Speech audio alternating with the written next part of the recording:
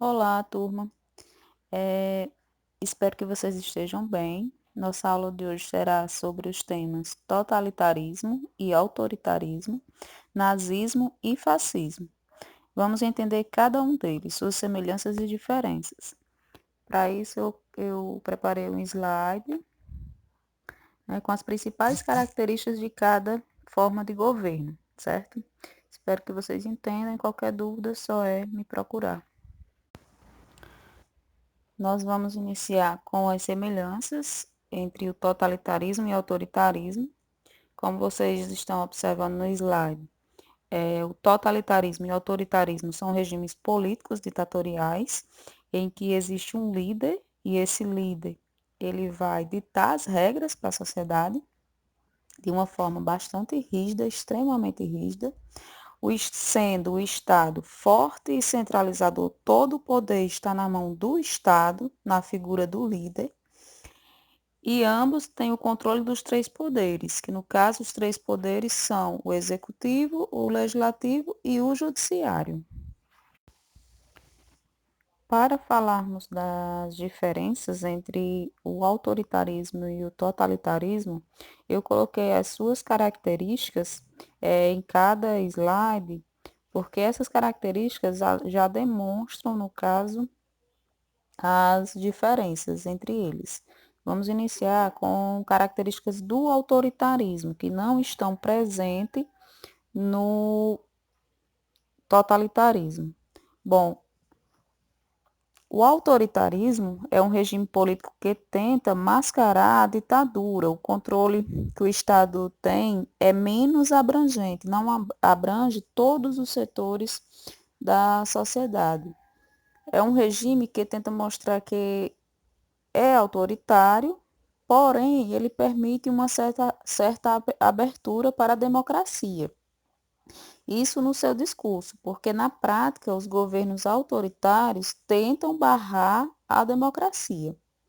Mas, mesmo assim, o desejo pela democracia se faz presente no autoritarismo. Nós podemos citar como exemplo, né, o próprio Brasil, durante a ditadura militar, que no caso foi um governo autoritário, não foi totalitário, foi autoritário. Por quê? Porque no caso existia dois partidos políticos, que era a Arena, que era a situação, ou seja, era o grupo dos militares que estava no poder, que representava o autoritarismo, e também tínhamos a presença do MDB, que era o partido de oposição à ditadura que buscava restabelecer a democracia novamente no Brasil. Então, vocês guardem essa característica do autoritarismo, né? Que no caso, o autoritarismo, existe um grupo autoritário, porém, existe também um outro grupo que quer restabelecer a democracia no país. Já nos governos totalitários, o Estado tem a máxima intervenção na sociedade, tem controle total da sociedade. Existe também no totalitarismo o ultranacionalismo, que o ultranacionalismo é o amor à nação, se faz presente bem forte. E é um sentimento de felicidade em pertencer àquela nação. E por isso as pessoas se sentem na missão de defender, respeitar a nação a todo custo, independentemente de qualquer outra coisa. O totalitarismo centraliza todo o poder em um líder. Ele tem o controle de tudo: escola, economia, vida social, cultura e etc. Como, por exemplo, a gente pode citar o nazismo na Alemanha e o fascismo na Itália. Então, vocês percebam que todo governo totalitário é autoritário, porém, nem todo governo autoritário é totalitário. Agora, nós vamos falar sobre os regimes totalitários, né, as formas de governos totalitários que se desenvolveram na Europa, que foram bastante conhecidas. No caso, o nazismo, o fascismo, o salazarismo e o franquismo. O primeiro governo totalitário que nós vamos estudar é o fascismo, né? O fascismo surgiu na Itália no ano de 1922 e ele pode ser considerado a base de todos os outros governos totalitários. O líder do fascismo foi o Benedito Mussolini.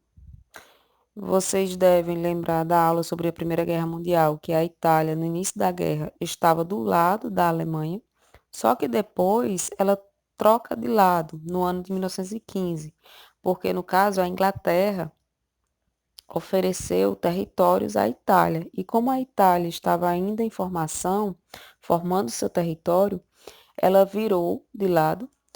Só que no caso a Inglaterra nunca cumpriu com esse acordo e acabou que a Inglaterra passou a exercer domínio econômico sobre a Itália. Era comum ver ingleses em Roma. Por esse fato, os italianos começaram a se sentir desconfortáveis. Eles começam a se sentir enganados, né, pela Inglaterra após a Primeira Guerra Mundial. E é aí que surge o fascismo. Por que é aí que surge o fascismo? A palavra fascismo vem da palavra fácil, né, escrita Fascio, que significa feixe de combate. Então, foi formado na Itália, no ano de 1919, um feixe de combate que seria uma organização que vai pregar mais a ação do que qualquer outra coisa, até mesmo do que a política. Essa ação vai expulsar principalmente os ingleses que estão vivendo ali na Itália e tentar estabelecer uma nova ordem na Itália. Estabelecer que a Itália agora é um país de ordem, um país que não será mais enganado por outros países e que dessa forma será criada uma identidade nacional italiana, surgindo aí o ultranacionalismo italiano. Ou seja, você vai poder atacar outros, né, outros países, outras pessoas, em prol da sua nação, em defesa da sua nação. E aí o Benedito Mussolini, ele cria nesse feixe de combate o seu grupo paramilitar, que foi chamado de Camisas Negras, e eles começam a marchar pelas ruas da Itália, tentando mostrar os padrões morais que eles defendiam, a questão da família tradicional cristã, entre outras coisas. E eles atuavam muito utilizando a violência. Afinal de contas, uma das características importantes do fascismo é a ação através da força. Força, no caso, violência. Então, vocês devem entender que o fascismo não argumenta muito. Ele realmente prega a força. As pessoas seguiam o fascismo porque elas se sentiam forçadas, não porque elas realmente apoiavam o sistema. E esse movimento na Itália foi crescendo em 1919 e em 1922, o movimento já era tão grande que o rei da Itália, o Vítor Emanuel III, convida o Mussolini a trabalhar como chefe de governo na Itália. Então, no ano de 1922, é o marco para o fascismo. É o ano que realmente o fascismo chega ao poder. E, no caso, o Mussolini se aproveita, né, desse cargo em ser o chefe de governo, tira o rei do governo e passa a governar a Itália sozinho. A partir daí, a Itália se torna uma ditadura fascista, que tem suas ações principalmente pautadas através da força. E esse momento do Mussolini chegar ao poder no ano de 1922 e depois derrubar o rei Emanuel III, recebeu um nome, que foi a Marcha sobre Roma, que foi quando os fascistas começaram a marchar por Roma e mostrar o quanto eles eram fortes. E a partir daí começa todo o terror fascista, a expulsar os ingleses, tentar acabar com qualquer um que seja contra esse modelo, qualquer um que tente desafiar esse momento italiano do fascismo. Essa maneira de governar através da força, que eles pregavam bastante. É interessante pensar que nessa época a Igreja Católica se localizava em Roma. O Papa se localizava também em Roma e a Igreja Católica se negou a aderir ao fascismo. Só que depois Mussolini convence a Igreja Católica a se calar com relação ao fascismo, assinando com a Igreja, no caso, a Igreja Católica, o chamado Tratado de Latrão, criando assim o Estado do Vaticano. Por meio desse tratado, a Itália reconhecia a soberania da Santa Sé no Estado do Vaticano e a predominância da religião católica no Estado italiano. O Vaticano reconhecia, em contrapartida, a soberania do governo italiano sobre seu Estado, além de abandonar a reivindicação de uma compensação financeira por suas perdas territoriais e de propriedade. Então, assim, você já sabe que em 1919 surge o movimento fascista. Em 1922, ele se instala no poder, né, na Itália, e ele começa a influenciar outros países, principalmente países que estavam em condições parecidas ou até piores do que a Itália após a Primeira Guerra Mundial. Entre esses países está a Alemanha, que vai instalar o nazismo, que é o próximo governo totalitário da Europa que eu vou explicar. E vocês guardem bem essa questão da Igreja Católica com relação ao fascismo, né? Que ela, com o Tratado de Latrão, a Igreja Católica ela não apoia, né, o fascismo, a maneira de se governar do fascismo, mas também ela não faz campanha contra o fascismo. Assim como também o fascismo, ele deixa a soberania da Santa Sé, né, do Vaticano, ser exercida. Falando sobre o nazismo agora, vocês devem lembrar que após a Primeira Guerra Mundial, a Alemanha passa por um processo, vamos dizer assim, de humilhação devido ao Tratado de Versalhes. Ela teve que pagar impostos aos países vitoriosos, teve que reduzir o seu exército, entre outras imposições. Só que aí nesse meio, a Alemanha deixa de ser monarquia e passa a ser república. República de Weimar, assim como queiram chamar, que durou de 1919 até a chegada do nazismo no poder em 1933. E aí, nesse período da República, né, da Alemanha República, você tem vários grupos de diversidades culturais e políticas atuando na Alemanha. Porque a Alemanha é uma república parlamentarista. E nesses grupos vai ter partidos sociais democráticos, tem partido liberal, partido socialista, partido dos trabalhadores, e entre eles você tem o partido nazista.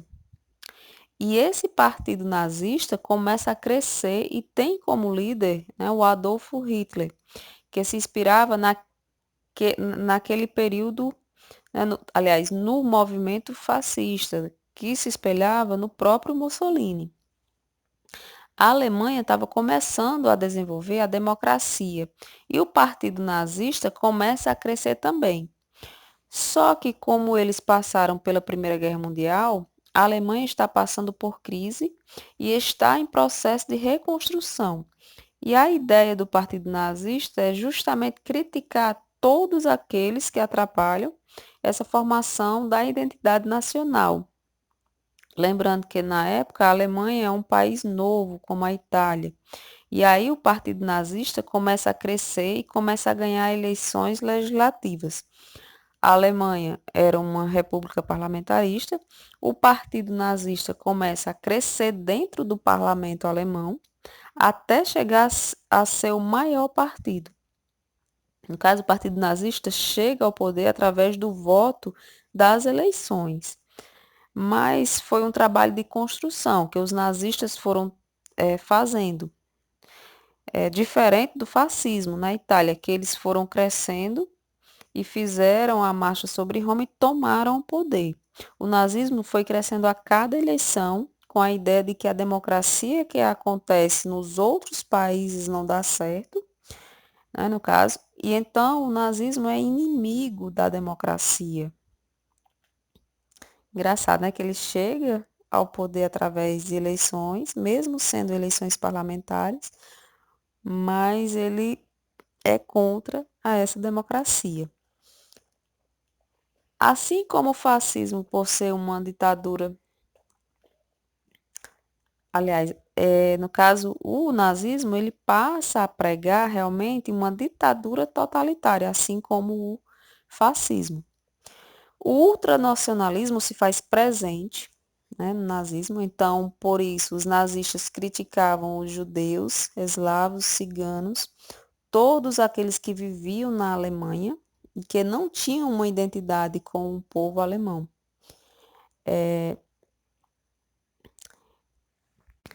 No caso, eles acreditavam que essas pessoas que não tinham esse ultranacionalismo, eles iriam acabar atrapalhando, prejudicando o crescimento do país. Então, Hitler começa a colocar em lei essa perseguição aos judeus, aos comunistas, militares de esquerda, ciganos, homossexuais e pessoas com deficiência, entre outros. Hitler começa a formar campos de concentração e os judeus são forçados a viverem nos campos de concentração. Hitler também começa a investir nas escolas para mostrar para os estudantes que o nazismo é a melhor forma de governo, que a democracia é ruim. Foi, no caso, investido, ele também investiu no cinema para se realizar propaganda, né, e enaltecer o nazismo. Tudo isso para mostrar que o nazismo e que o seu líder, né, no caso Hitler, era o salvador da nação, que antes estava abandonada, estava humilhada pelas imposições dos tratados de Versalhes e que agora iria progredir economicamente e socialmente. A propaganda é uma característica do nazismo, além da força, do medo, né, do terror. E é através dessa forte propaganda que a ideologia nazista vai sendo implantada na população. Então, assim, o nazismo se origina do fascismo, só que o nazismo cria sua própria característica, que era essa ideologia preconceituosa, racista, onde milhares de pessoas foram exterminadas, né, e torturadas. Agora nós vamos falar um pouco sobre o franquismo, né? Assim, como o fascismo influenciou o nazismo na Alemanha, ele também influenciou o surgimento do franquismo na Espanha, no ano de 1939. O franquismo chega ao poder em 1939, através de uma guerra civil, lembrando que a Espanha tinha acabado de se tornar uma república e vários grupos de interesse diferentes queriam participar dessa república. Na Espanha, após a Primeira Guerra Mundial, a Frente Popular, que era composta por pessoas que tinham como ideal o socialismo, o comunismo, anarquistas, entre outros, né, o anarquismo, entre outros, entre outras ideologias, em oposição a essa Frente Popular, tinha a Frente Nacionalista, que era formada principalmente por militares e a elite agrária. E essa Frente Nacionalista tem como líder o general Francisco Franco, que gostava dos ideais de Mussolini e de Hitler.